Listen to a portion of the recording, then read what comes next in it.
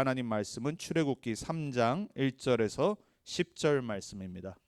교도가도록 하겠습니다. 제가 출애굽기 3장 1절을 먼저 읽도록 하겠습니다. 모세가 그의 장인 미디안 제사장 이드로의 양떼를 치더니 그 떼를 광야 서쪽으로 인도하여 하나님의 산 호렙에 이르매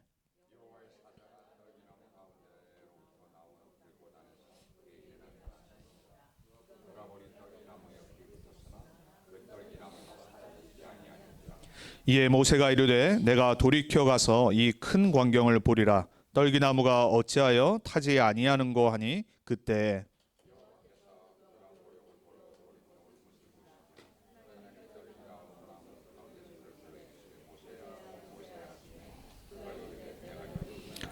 하나님이 이르시되 이리로 가까이 오지 말라. 내가 선 곳은 거룩한 땅이니 내 발에서 신을 벗으라.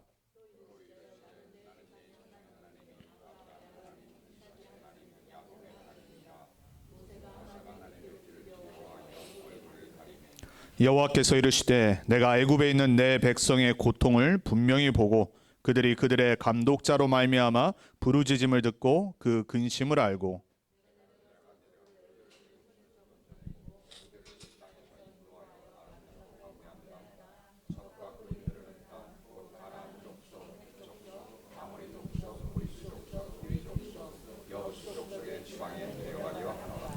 이제 가라. 이스라엘 자손의 부르짖음이 내게 달하고 애굽 사람이 그들을 괴롭히는 학대도 내가 보았으니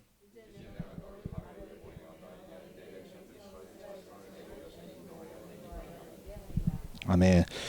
이번 주 우리가 붙잡아야 될 말씀의 제목은 호렙산 체험과 하나님의 부르심입니다. 저와 여러분에게 모세가 체험했던 호렙산의 영적인 체험이 우리 삶에 있기를 축복합니다. 호렙산 체험, 영적 체험이죠. 구원의 체험과는 좀 다릅니다.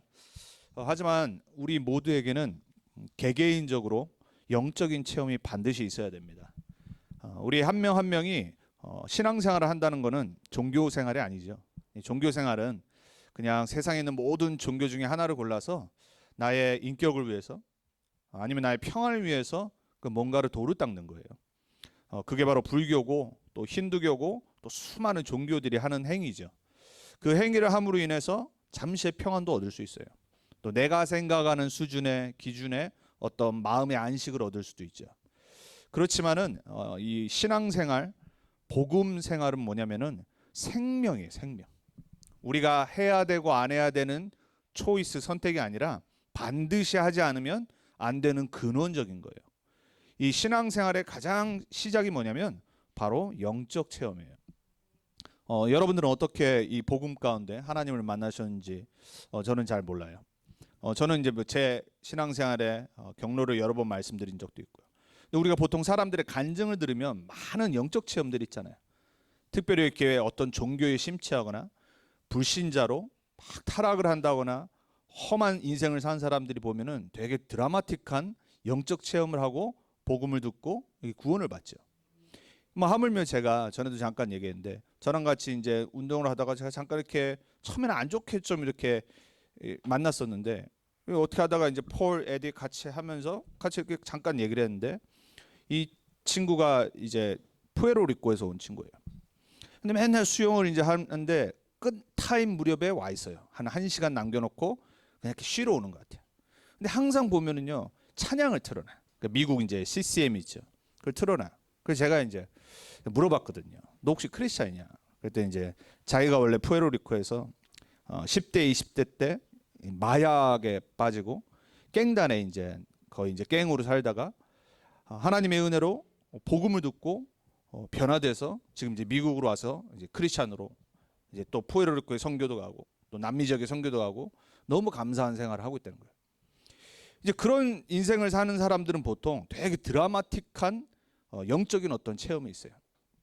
저같이 모태신앙으로 평생 그냥 태어날 때부터 기독교 집안에 자란 사람들은 뭔가 이렇게 그냥 평탄히 살아요. 교회가 당연히 가야 되는 곳이고 신앙생활을 하죠. 근데 보통 이제 불신자 배경에서 온 사람들은 이 하나님이 뭔가 어떤 증거를 주셔야지만 믿으니까 어떤 사건을 통해서 아니면 뭐 치유를 통해서 기적을 통해서 하나님이 진짜 살아계신 걸 이제 믿게 하거든요.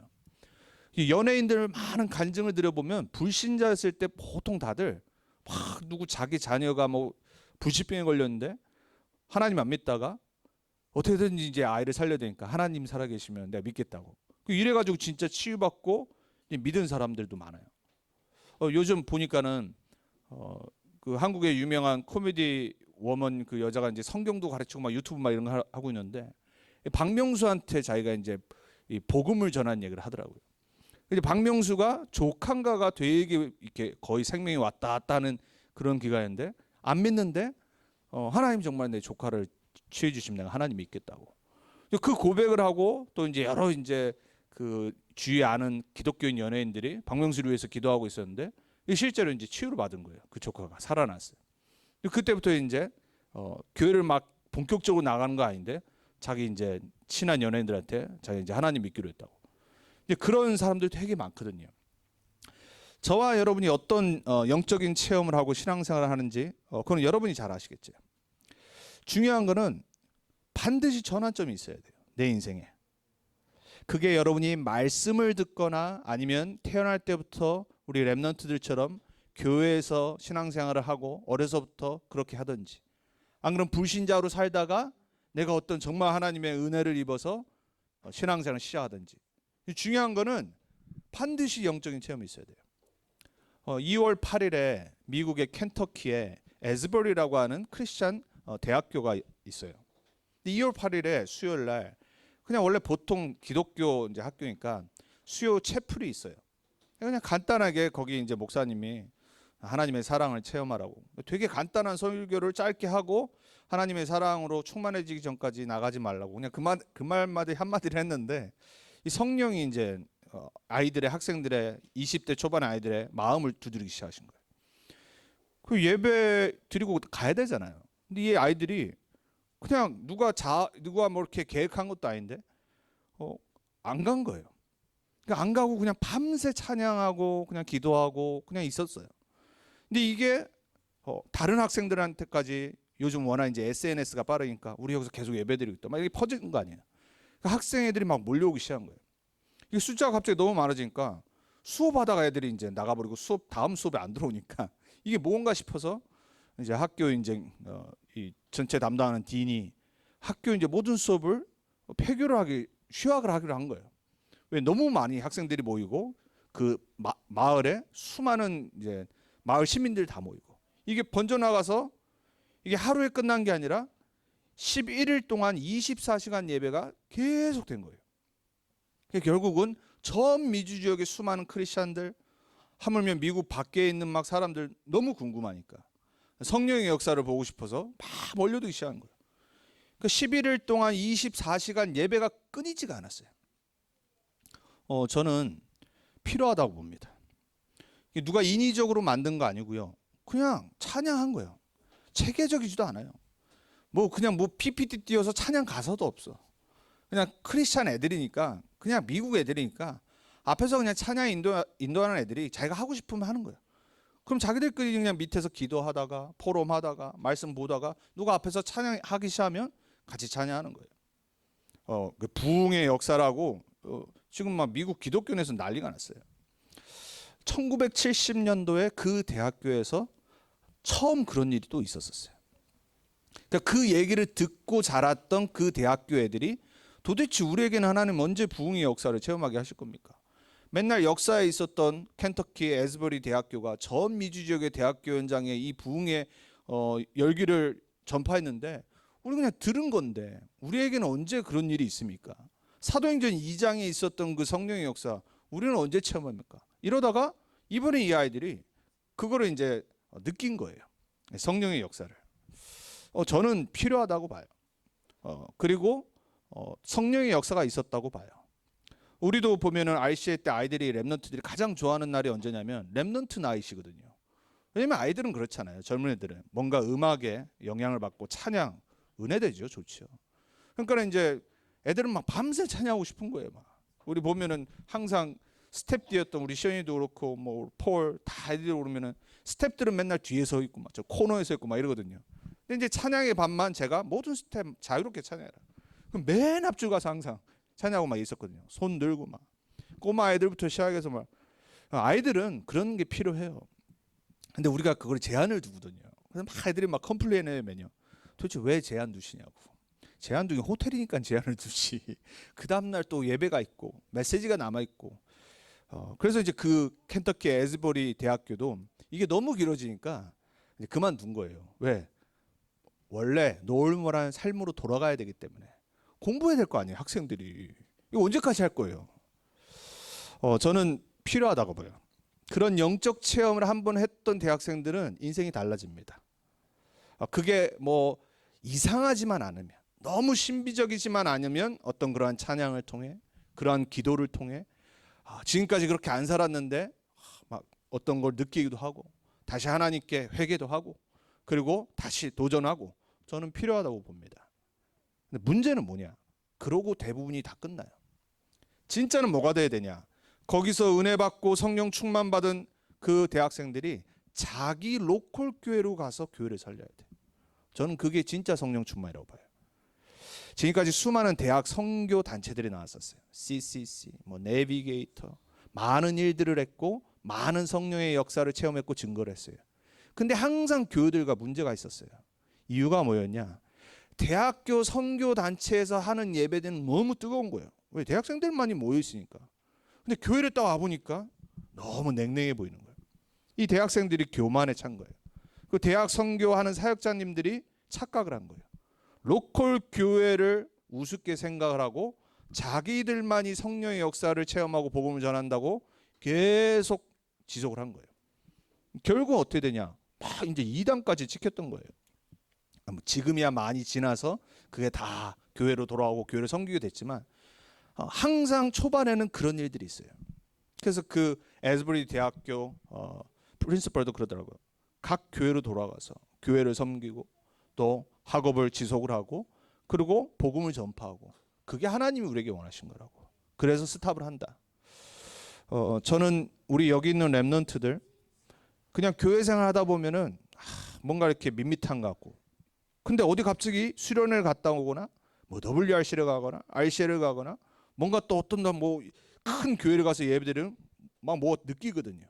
여기서 착각을 하면 안 돼. 우리 삶의 진짜 열매는 뭐냐? 내가 하나님의 복음과 전도와 세계복음화의 소원 속에 지속적으로 있는 게 진짜 응답이에요. 그거는 어떤 느낌이 아니에요. 그러니까 오늘 저와 여러분이 호렙산 체험과 하나님의 부르심인데, 이 영적인 체험은 반드시 있어야 돼요. 근데 보통 성질이 더럽고 그리고 강팍한 사람들이 드라마틱한 체험을 해요. 근데 정상적인 신앙생활 하는 사람은 어떻게 복음을 깨닫냐? 말씀 듣다가 깨달아요. 우리 여기 있는 귀한 렘넌트들, 나는 우리 렘넌트들이 뭐 어떤 막 수련회 갔다 오고 WRC 갔다 오고 RC에 갔다 오고 어떤 큰 교회 예배드리고 그런 데서 성령 충만 받기를 원하지 않아요. 진짜 성령 충만은 말씀 묵상하다가 다윗처럼 계속 복음 듣다가 내 인생이 바뀌는 거예요. 저는 그렇게 복음 받았거든요. 다른 체험도 해봤었어요. 10대 때 누구보다 열정적으로 신앙생활했고 기도도 했고 정말 열심히 바르게 신앙생활 하려고 했고, 정확한 복음을 듣고 나서야 내 인생 자체가 바뀐 걸 체험을 했어요.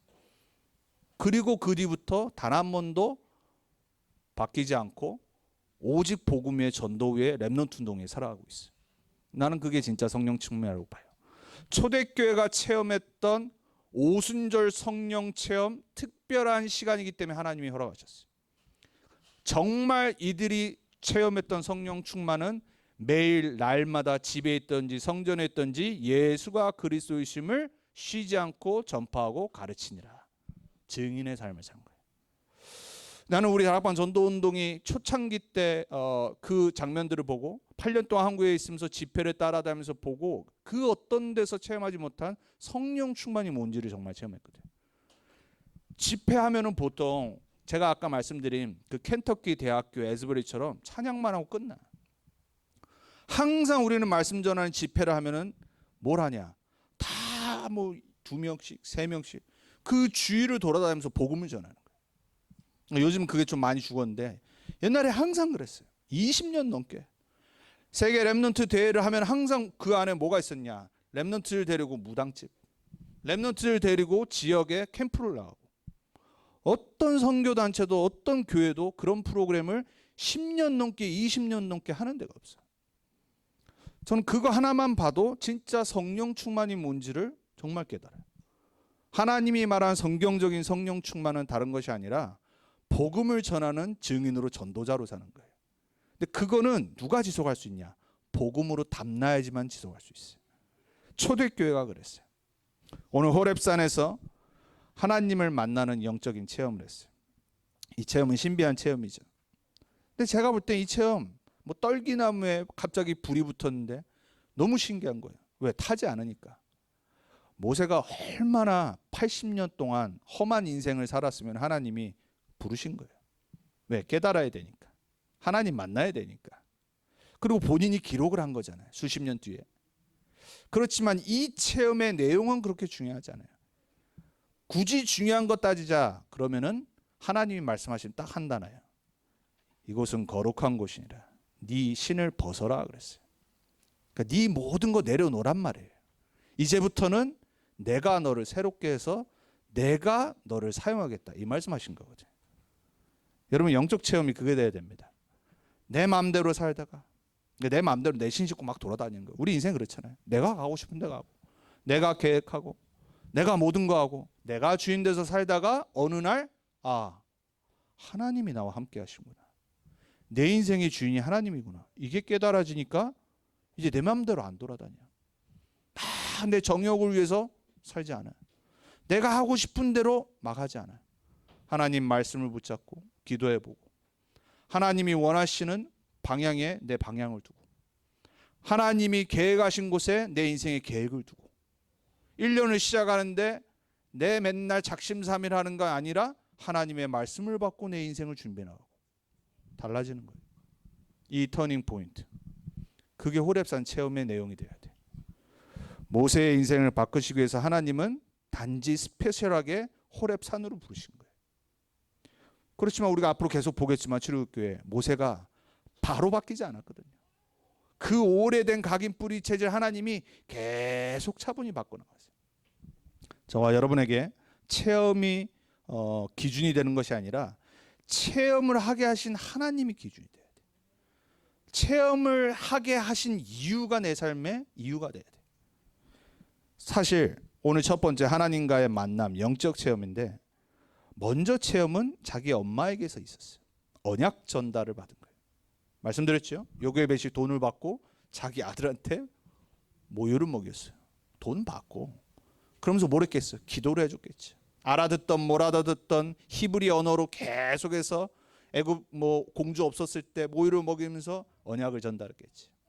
부모에게서 받은 영적 체험. 그래서 우리 부모님들은 평상시 아무것도 아닌 기도, 말씀 전달, 내 신앙생활의 모범, 이 모든 게 우리 자녀에게 정상적인 가장 중요한 하나님 자녀의 삶은 이런 거라는 영적 체험을 하게 만들어줘야 돼. 그러고 난 뒤 오래된 뒤에 힘이 다 빠지고 처가살이를 하는데 그날도 그냥 양을 치고 있었던 거 아니에요. 호렙산으로 양을 데리고 가는데 하나님을 만난 거예요. 중요한 거는 말씀이 모세 안에 먼저 자리 잡았어요. 그래서 우리 렘넌트들 뭐 이상한 체험하려고 하지 마요. 어떤 은혜 받는 건 좋아요. 근데 진짜 기도해야 되는 건 뭐냐? 말씀과 복음으로 하나님 만나야 돼요. 매주 강단을 통해서, 기도 수첩을 통해서, 말씀 묵상을 통해서, 그리고 복음이 각인되어져서 진짜 내가 하나님 자녀임이 매일 충만해져야 돼요. 우리 인생을 바꾸는 것은 하나님 말씀입니다. 우리의 생각을 고치고 취하는 건 살아계신 하나님의 말씀이에요. 생명의 말씀이에요. 우리 인간은 말씀 없이 살 수가 없는 존재라니까요. 그러니까는 자꾸 사람 말에 속잖아요. 사람 말에 삐지고, 사람 말에 낙심하고, 사람 말에 우쭈쭈 해주면 막 기분 좋아하고, 왔다 갔다 하고. 왜? 말이라는 게 힘이 있으니까 그런 거예요. 하나님 말씀에 내 인생이 딱 잡혀야 돼. 하나님 말씀 들을 때 나에게 확신이 임해야 돼요. 그 어떤 상황 속에서도 하나님 자녀라는 신분 권세 때문에 내 인생이 힘이 있어야 돼. 그래서 말씀 들을 때 우리 렘넌트들, 우리 여기 계신 귀한 성도님들은 하나님 만나는 체험을 하시라. 그래서 예배 성 거셔야 돼요. 말씀 듣는 거에 우선순위 딱 둬야 돼요. 그 말씀의 핵심인 예수가 그리스도라는 갈보리산 체험이 있어야 돼요. 이게 바로 초대교회가 했었던 체험이에요. 인생의 해답을 얻은 거예요. 바뀐 거 아무것도 없어요. 여전히 어렵고 힘들고 속국생활하고, 우리말로 표현하면 우리 옛날에 일본한테 속국생활 당한 그 생활을 로마 시대 때 한 거예요. 더군다나 거기서 예수를 믿었다? 죽어요. 인생 걸어놓고 살 수밖에 없는 터닝 포인트가 된 거예요. 갈보리산 체험. 예수가 그리스도구나.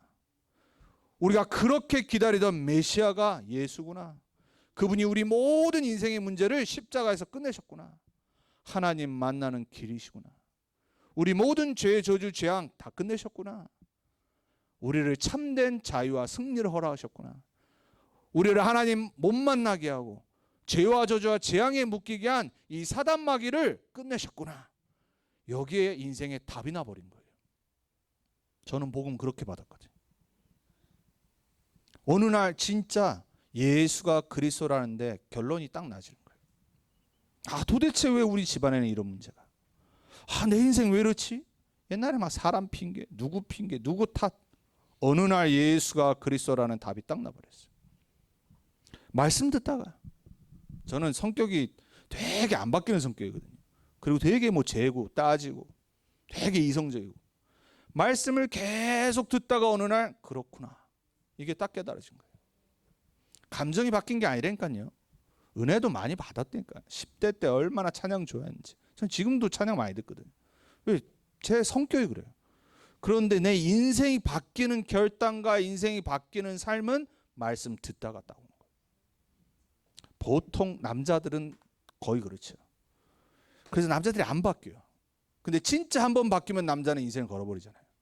여러분, 남편이 신앙생활이 잘 안 된다, 기다리셔야 돼요. 한 번 딱 답내면요, 인생 바뀝니다. 그리고 안 돌아봐요. 우리 여기 계신 여성분들, 여러분들 하나님이 마음을 원래 그렇게 만드셨잖아요. 남을 위로하고 이해하고 서로 소통하고. 근데 거기에 중점 두면 안 돼요. 그거는 사람을 살리는 쪽으로 쓰시면 돼요. 근데 여러분도 마찬가지로 말씀 듣다가 인생에 변하지 않는 답을 딱 내려야 돼요. 초대교회 사람들이 있어요. 예수는 그리스도로 끝나버린 거예요. 우리 여기 계신 귀한 성도님들, 여러분이 인생의 모든 문제 진짜 그리스도가 끝내셨음을 답을 내시기 바랍니다. 그게 십자가 사건이에요. 그게 부활의 사건이에요. 그분이 지금 나와 함께하는 거예요. 자, 감람산 체험을 했어요. 갈보리산으로 답을 얻었어요. 그리스도로. 40일 동안 집중해서 감람산으로 불러서 예수님이 부활하시고 난 뒤에 인생의 미션과 하나님 나라의 일을 가르치시고 설명하셨다고 했어요. 이게 바로 우리 남은 인생이 해야 될 거예요. 하나님 나라에 대해서 알아가는 인생. 하나님 나라의 일이 무엇인지를 알아가는 인생. 그래서 말씀 듣는 거예요. 그래서 기록된 성경을 주셨어요. 그리고 이 시대 우리가 전도 운동하는 단체를 만나게 하시고 복음 운동, 렘넌트 운동하는 이 흐름 속에 우리를 부르신 거예요. 하나님 나라의 일에 관해서 내 인생이 들어가도록, 그리고 거기에 있는 나의 미션을 찾도록 40일 동안 집중하며 마가다라방에서 성령 충만을 받은 거예요. 뭐 하면 되냐? 믿고 기다리고 기도하면 돼요. 뭐 때문에 성령 충만 받아야 되죠? 우리가 뭐 때문에 성령 충만을 갈구해야 되죠? 증인. 다른 것 때문에 갈구하면 안 돼요. 우리가 다른 것 때문에 자꾸 기도를 간구를 하고 뭔가 어디 집회를 참여하고 내가 뭔가 받기 위해서, 절대 그러면 안 돼요. 성령 충만 받기 위해서 기도하는 거예요. 근데 그 성령 충만의 이유와 목적이 뭐라고요? 증인. 오직 성령이 너에게 임하시면 권능 받고 땅 끝까지 증인이 되리라. 이게 우리 인생의 목적과 이유와 방향돼야 된다니까요. 저는 그 에즈버리 대학교에서 일어났던 11일 동안 24시간의 예배를 하나님이 허락하셨다고 봐요. 근데 그게 얼마나 중요해요. 마약으로 찌들어가고 있는 이 미국, 수많은 10대들 20대들 타락하고 있는 미국에 그래도 크리스찬 대학생 애들이 예배 안 드리다가 맨날 서로 미워하고 싸우고 똑같이 불신자처럼 살다가 11일간만이라도 예배 속으로 들어간 거예요. 근데 그 아이들이 그걸로 끝나지 않고 증인의 삶을 살길 기도해요. 진짜 미국 전 5천 대학에 예수가 그리스도라는 복음을 전하는 학생들이 일어나길 기도해요. 우리는 그걸 놓고 기도하는 거예요. 정말 우리 한 명 한 명의 대학생들이 증인되기를. 그거는 복음으로 담나야 돼. 그리스도로 내 인생이 결론 나고 감람산에 하나님의 나라 체험을 해야 돼. 그리고 성령 충만으로 내 인생의 방향이 오직 세계복음화 돼야 돼. 그렇게 되길 우리 여기 있는 렘넌트들 축복합니다. 우리 여기 있는 성도님들, 여러분의 인생 방향이 갈보리산, 감람산, 마가다락방의 체험 속으로 들어가길 축복합니다. 그걸 놓고 기도가 회복되어지길 축복합니다. 이상한 기도 말고, 막 이상한 오순절 막 신비기도 말고, 나를 위한 영적 체험을 위한 그런 거 말고요. 하나님의 나라를 위한, 전도와 선교와 후대 복음을 위한 내 인생 되게 해주옵소서. 그거 놓고 기도하는 거예요. 언제? 매일. 어디서요? 집에서. 어디서요? 직장에서. 어디서요? 학교에서. 어디 있든지 오직 이거 놓고 기도하는 거예요. 자, 하나님이 우리를 한 명 한 명 부르시는 걸 보고 소명이라고 해요. 우리가 지금까지 아브라함부터 모세까지의 소명을 봤어요. 창세기 12장에 우상 가정에서 아브라함을 부르셔서 너는 복의 근원이 될지라 약속하셨어요. 그러니까 아브라함을 특별하게 먼저 시조로 부르셨죠. 창세기 22장에 이삭, 모태신앙으로 태어났던 이삭을 부르셔서 하나님은 영적 체험을 하게 하셨어요. 소명을 허락하신 거예요. 숫, 양. 너 말고 숫, 양. 복음을 각인시키기 위해서. 그래서 모태신앙들, 렘넌트들은 복음이 각인돼야 돼. 그게 각인되어져서 어느 날 영적 체험에 확신이 오는 날이 있어요. 저처럼. 우리 여기 있는 모태신앙으로 자라는 렘넌트들, 맨날 모태 그리고 막 미지근한 그런 신앙생활이 아니라 계속 신앙생활 복음 안에서 각인하다가 어느 날 오는 그 시간에 하나님께 하나님 내가 여기 있습니다. 답하는 날이 돼야 돼. 그걸 보고 소명이라고 그래요. 창세기 26장에 사닥다리에서 하나님을 만났어요. 야곱. 베델의 축복을 받았어요. 다 체험이 다르다니까. 근데 한 명 한 명을 하나님이 부르셨어요. 소명. 창세기 37장에 언약의 꿈을 통해 요셉을 하나님은 특별히 부르셨어요.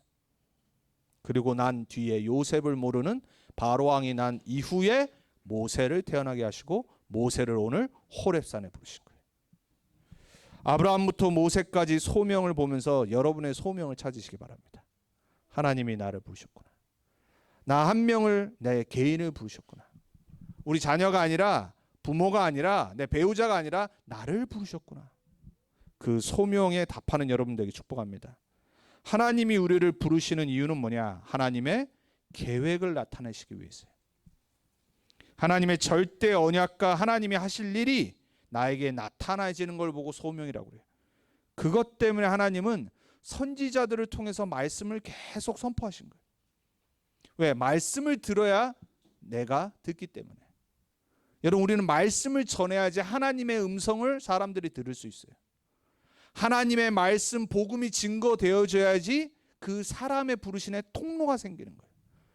그래서 복음을 전하는 그 발이 아름답다고 그런 거예요. 여러분 한 명 한 명도 복음을 들었을 때 여러분에게 전달된 그 복음이 그냥 온 게 아니라니까요. 수많은 사람들을 통해서 여러분에게 그날 복음이 들린 거예요. 여러분의 가정에, 부모님을 통해, 그 부모님에게 복음 전한 사람을 통해, 우리나라가 우상 숭배했을 때 선교사님들을 통해 이 아브라함부터 시작된 복음이 흘러서 우리 개개인들에게 하나님의 말씀과 음성이 들린 거예요. 여러분들에게 하나님의 계획이 발견되어지길 축복합니다. 하나님이 우리를 부르시는 이유는 뭐냐? 하나님의 나라와 뜻을 위해 부르셨다고 했어요. 그래서 고린도후서 5장 18절에 19절에는 우리를 그리스도의 대사라고 그랬어요. 하나님의 뜻과 하나님의 나라를 이룰 대사로 부르신 거예요. 마태복음 6장에 그 유명한 주기도문을 설명하신 이후에 33절에 예수님 뭐라고 그러세요? 먼저 그의 나라와 그의 일을 구하라 그러잖아요. 왜 우리를 부르셨어요? 하나님의 나라와 하나님의 일을 우리가 성취할 사람이기 때문에. 사도행전 1장 3절에 하나님 나라의 일을 40일 동안이나 설명하셨다고 그랬어요. 부르신 이유. 하나님의 부르심 특별한 게 아닙니다. 하나님의 말씀 안에 다 들어있어요. 하나님은 지금도 여러분을 오늘도 매주 부르십니다. 말씀 통해. 여러분의 마음을 두드리신다니까요.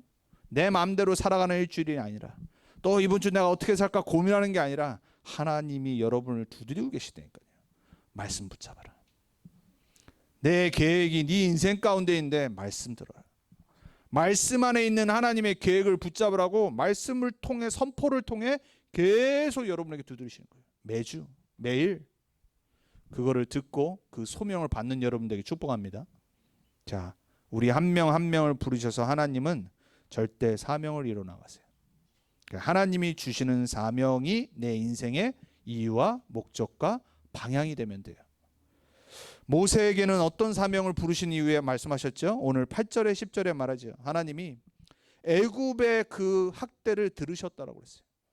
언약의 백성들이 고통당하고 신음하는 그 소리를 들으셨다라고 그랬어요. 그래서 하나님이 계획을 하셨어요. 너 모세를 내가 이제부터 바로에게 보내서 내 민족을 구원에 인도해 내리라. 하나님이 모세에게 사명을 주신 거예요. 사명이라는 건요, 내가 깨닫던 못 깨닫던 하나님은 주시고 봐요. 깨달을 때까지 기다리세요. 그게 바로 모세의 언약의 여정이거든요. 우리 앞선 믿음의 선진들, 렘넌트들 하나같이 처음에 잘 못 깨달았어요.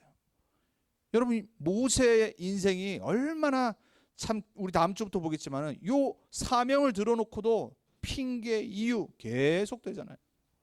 어느 순간 바꿔서 확신 갖게 하셔서 이제 모세가 스스로 사람들 앞에 하나님 말씀을 선포하는 날이 오기 시작을 해요. 여러분이 처음에는 못 깨달을 수 있어요. 복음을 들어도, 말씀을 들어도, 신앙생활 오래 해도 뭔가 나는 아닌 것 같고, 헷갈리는 것 같고, 못 깨닫는 것 같고, 이럴 때가 있다니까요. 과도기가 있어요.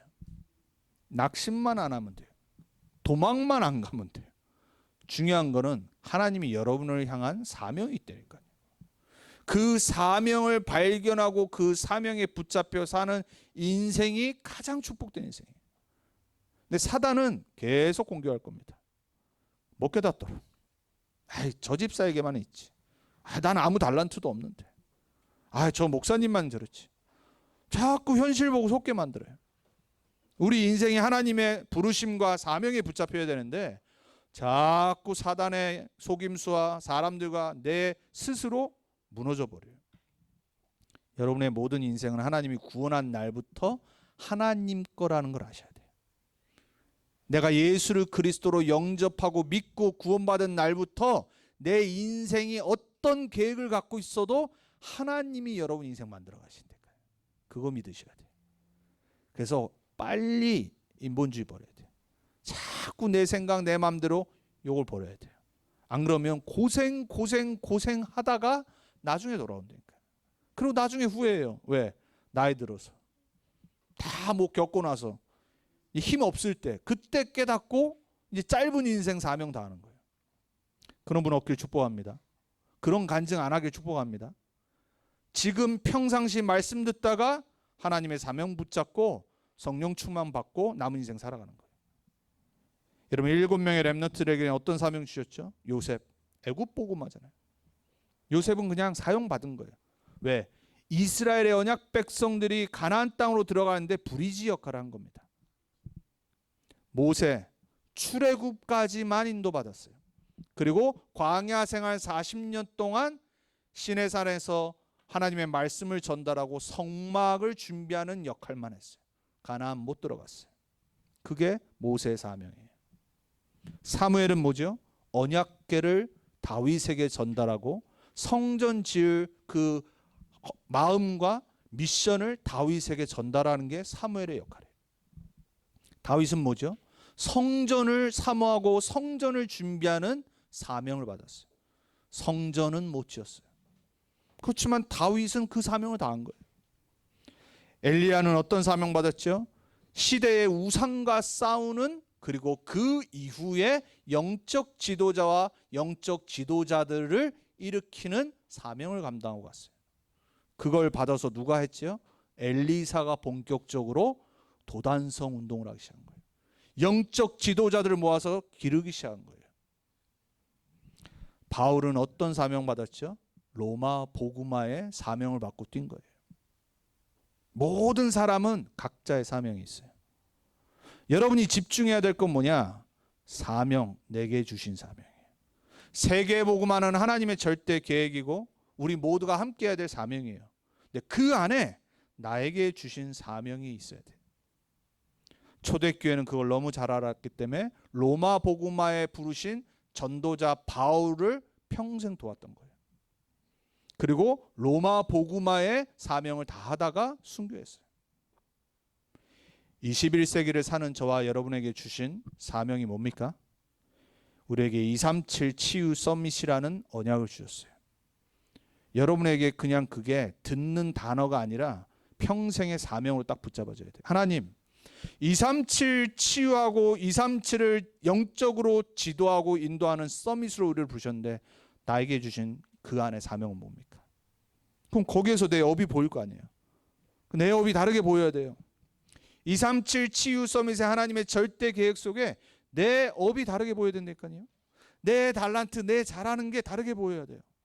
그럼 내가 교회에서 무엇을 준비하고 어떻게 헌신할까? 다르게 보여야 된다니까요. 5천 종족이라는 단어가 나왔는데 하나님 내가 5천 종족 살리기 위해서 기도합니까? 여기서 시작해야 된다니까요.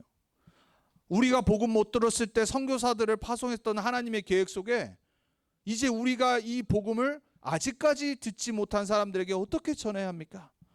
그걸 놓고 기도하고 우리가 선교에 동참하는 거예요. 이거를 위해서 렘넌트들을 플랫폼과 파수망대와 안테나로 세우시겠다고 하셨어요. 여러분 이게 그냥 전도자를 통해서 그냥 뭔가를 새로운 단어를 만들려고 나온 게 아니라니까요. 정말로 이 시대를 보면 하나님은 어떤 사람들을 준비하시고 어떤 렘넌트들을 기다리고 계시냐? 하나님의 말씀 안에서 나의 소명과 사명을 발견하는 자들. 그래서 나는 우리 렘넌트들이 어떻게 보면 종교생활 할 수 있어요. 너무 많은 메시지를 듣다 보면 종교생활 한다니까. 이게 나의 언약으로 진짜 붙잡아줘야 돼요. 그 은혜가 있길 축복합니다. 찬양 11일 동안 하는 그걸로 끝나는 게 아니라 그런 데 갔다 오면 뭔가 내가 기분 좋고 막 스트레스 풀리고 뭔가 막 느끼는 것 같고 짜릿짜릿 그걸로 끝나는 게 아니라 평상시 말씀 듣다가 진짜 내 인생의 이유와 목적과 사명을 깨닫는 그 정상적인 은혜가 충만히 임하길 정말로 축복합니다. 그래야지 변하지 않아요. 거기에 결론 내야지 인생이 변하지 않아요. 끝까지 흔들리지 않고 쓰임받아요. 그게 바로 우리에게 주신 이 시대 사명이에요. 렘넌트 운동. 이거 그냥 렘넌트 운동이라고 생각하는 사람은 착각하는 거예요. 생을 걸어야 될 이유가 발견되셔야 돼요. 응답이 있건 없건 내 인생이 펴지건 잘 되건 안 되건 상관없이 내 인생은 렘넌트 키우는 인생으로 살아야 되는구나. 언약을 전달하는 전달자로 살아야 되는구나. 거기에 내가 어떤 사명을 갖고 준비를 하고 쓰임받을까. 이거를 한 번도 고민을 안 했다. 절대 성령 충만 받은 게 아니에요. 방언을 하든 기도를 많이 하든 쉬지 않고 예배를 하든 찬양을 하든 눈물을 흘리든 아무 소용없어. 왜? 내 삶이 하나님의 계획과 절대 계획의 방향이 안 맞춰져 있기 때문에. 사단은 아무 낙심 안 해요. 찬양을 수없이 하건 아무리 내 인생이 은혜 받건 사단은 웃는다니까. 내 인생이 진짜 바뀌어야 돼. 하나님의 소원을 위해 하나님의 나라를 위해 변하지 않고 흔들리지 않고 섭섭하지 않고 삐지지 않고 낙심하지 않는 전도 제자로 딱 서야 돼. 그렇게 되길 축복합니다. 그래서 결론으로 이제 우리는 확인을 해나가면 돼요. 핵심 때 결론에 말씀하셨어요. 첫 번째, 말씀 성취를 확인하면 돼요.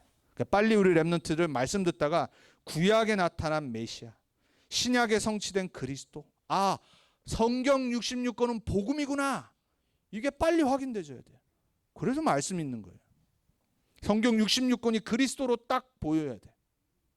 그래서 우리가 훈련하는 거라니까. 그리고 응답을 내 삶에서 확인해 나가는 거. 그게 두 번째 확인할 거. 모든 건 하나님의 길이에요. 모든 사람은 복음 대상. 이렇게 딱 보면 돼. 모든 문제는 응답, 모든 핍박은 길. 이렇게 확인하면 돼. 그러다 보면 세 번째로 미래가 보이기 시작해. 내가 보이는 게 아니라 내 미래에 하나님이 하실 일들이 보이기 시작해. 그러고 나면 내 영적 상태가 회복이 돼. 원래 형상. 하나님의 생기의 능력, 그리고 하나님이 우리에게 주신 에덴 동산의 현장의 축복들이 그때부터 나타나기 시작하는 거예요. 그러고 나면 우리의 삶 자체가 보호자의 축복 속으로 들어가요. 하나님 나라의 축복 속으로, 하나님 나라의 일 속으로 들어가기 시작해요. 그래야지 시공간 초월의 응답을 통해 237 나라 살리는 일이 시작되는 거예요.